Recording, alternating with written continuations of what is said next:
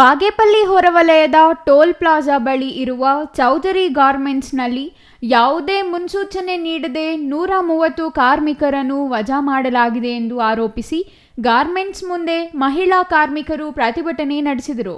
ಕಾರ್ಮಿಕರನ್ನು ಕೆಲಸದಿಂದ ತೆಗೆಯಬೇಕಾದರೆ ನೋಟಿಸ್ ಜಾರಿ ಮಾಡಬೇಕು, ಕಾರ್ಮಿಕರಿಗೆ ವೇತನ ಪಿಎಫ್ ವಿತರಣೆ ನೀಡಬೇಕು. ಆದರೆ ಕಾರ್ಮಿಕರ ಹಕ್ಕುಗಳನ್ನು ಗಾಳಿಗೆ ತೂರಿ ಎಲ್ಲವೂ ಕಾನೂನು ಮೀರಿ ಏಕಾಏಕಿ ಕೆಲಸದಿಂದ ವಜಾ ಮಾಡಿದ್ದಾರೆ. ಈ ಹಿಂದೆ ಕಾರ್ಮಿಕರು ಪ್ರತಿಭಟಿಸಿದಾಗ ಕೆಲಸ ನೀಡುತ್ತೇವೆ ಎಂದು ಭರವಸೆ ನೀಡಿದರು. ನಂತರ ಕಂಪನಿ ಕೆಲಸ ನೀಡಿಲ್ಲ, ವೇತನ ಪಿಎಫ್ ನೀಡಿಲ್ಲ. ಕೆಲಸ ಕೊಡುವವರೆಗೆ ಪ್ರತಿಭಟನೆ ಮುಂದುವರಿಸುವುದಾಗಿ ಕಾರ್ಮಿಕರು ತಿಳಿಸಿದರು. ಎಷ್ಟು ದಿನ ಇರುತ್ತೋ ಇಲ್ವೋ ಅದು ನಮ್ ಕನ್ಫರ್ಮೇಶನ್ ಇಲ್ಲ. ಬಟ್ ನಮ್ದೇನ್ ಸೆಟ್ಲ್ ಮಾಡ್ಬೇಕು ಅದು ಸೆಟ್ಲ್ ಮಾಡ್ಬಿಡಿ ಅಷ್ಟೇ ಸರ್. ನಮ್ಗೆ 2 ತಿಂಗಳ ಸ್ಯಾಲ್ರಿ, PF ಮತ್ತೆ ಬೋನಸ್ ಸರ್. 2.5 ವರ್ಷ ಕೆಲಸ ಮಾಡಿದ್ವಿ, ಅದು ಬೋನಸ್ ಕೊಡಲ್ಲ ಅಂತವ್ರೆ. ಕಂಪ್ನಿ ರೂಲ್ಸ್ ಏನ್ ಸರ್, ಬೋನಸ್ ಕೊಡ್ಬೇಕಲ್ಲ, 1 ವರ್ಷ ಮಾಡಿದ್ರು ಕೊಡ್ಬೇಕು, 6 ತಿಂಗಳ ಮೇಲೆ ಇದ್ರೆ ಕೊಡ್ಬೇಕು. ಇಲ್ಲಿ ಕೊಡಲ್ಲ ಅಂತವ್ರೆ. ಕೇಳಿದ್ರೆ ಇಷ್ಟ ಇದ್ರೆ ಕೆಲಸ ಮಾಡ್ರಿ, ಇಲ್ಲಾಂದ್ರೆ ಡಿಸೈನ್ ಮಾಡಿ ಹೊರಟೋಗ್ರಿ ಅಂತವ್ರೆ.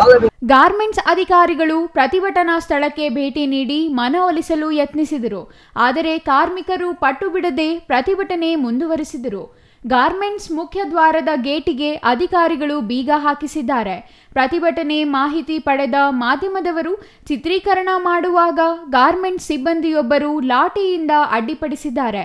ಮಾಧ್ಯಮದವರ ಚಿತ್ರೀಕರಣಕ್ಕೆ ಅಡ್ಡಿಪಡಿಸಿ ದರ್ಪ ತೋರಿದ ಕ್ರಮ ಖಂಡನೀಯ ಎಂದು ಸಿಐಟಿಯು ಮುಖಂಡರು ಆರೋಪಿಸಿದರು. ಕಾರ್ಮಿಕರ ಹಕ್ಕುಗಳನ್ನು ಪಡೆಯಲು ಶಾಂತಿಯುತವಾಗಿ ಪ್ರತಿಭಟನೆ ಮಾಡಿದ್ದಾರೆ. ಕಾರ್ಮಿಕರಿಗೆ ಕೆಲಸ ನೀಡಬೇಕು. ಮಾಧ್ಯಮದವರು ಪ್ರತಿಭಟನೆ ಚಿತ್ರೀಕರಣ ಮಾಡುವಾಗ ಗಾರ್ಮೆಂಟ್ಸ್ ಸಿಬ್ಬಂದಿಯೊಬ್ಬರು ಲಾಠಿಯಿಂದ ಬೀಸಿ ದಬ್ಬಾಳಿಕೆ ಮಾಡಿದ್ದಾರೆ. ಮುಂದಿನ ದಿನಗಳಲ್ಲಿ ಚೌಧರಿ ಗಾರ್ಮೆಂಟ್ಸ್ ಮುಂದೆ ಅನಿರ್ದಿಷ್ಟ ಕಾಲ ಪ್ರತಿಭಟಿಸಲಾಗುವುದೆಂದು ಸಿಐಟಿಯು ಮುಖಂಡ ಕೆ ಮುನಿಯಪ್ಪ ತಿಳಿಸಿದರು. ಅಲ್ಲದೆ ಇನ್ನು ಮಹಿಳಾ ಕಾರ್ಮಿಕರು ನಮಗೆ ನ್ಯಾಯ ದೊರಕಿಸುವಂತೆ ಒತ್ತಾಯಿಸಿದರು. Ganesh R, CTV news, Bagepalli.